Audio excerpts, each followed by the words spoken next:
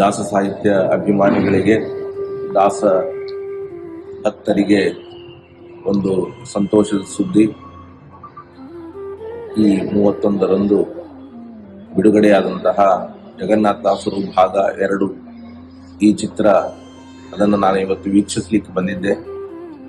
ತುಂಬ ಸುಂದರವಾಗಿದೆ, ಮನಸ್ಸಿಗೆ ಆನಂದವನ್ನ ನೀಡುತ್ತದೆ. ನಾನು ಸಾಮಾನ್ಯವಾಗಿ ಯಾವ ಚಲನಚಿತ್ರವನ್ನು ನೋಡುವಂತಹ ಸ್ವಭಾವದವನಲ್ಲ, ಆದರೆ ದಾಸರ ಒಂದು ಚಿತ್ರವನ್ನು ನೋಡುವಂತಹ ಬಯಕೆಯಿಂದ ನಾನು ಬಂದು ಇವತ್ತು ತುಂಬ ಮನಸ್ಸಿಗೆ ಆನಂದವನ್ನು ಪಟ್ಟಿದ್ದೇನೆ. ನನ್ನಂತೆ ಅನೇಕ ದಾಸ ಭಕ್ತರು, ದಾಸಾಭಿಮಾನಿಗಳು ಈ ಚಿತ್ರವನ್ನು ನೋಡಿ ಸಂತೋಷಪಟ್ಟಿದ್ದಾರೆ ಅಂತ.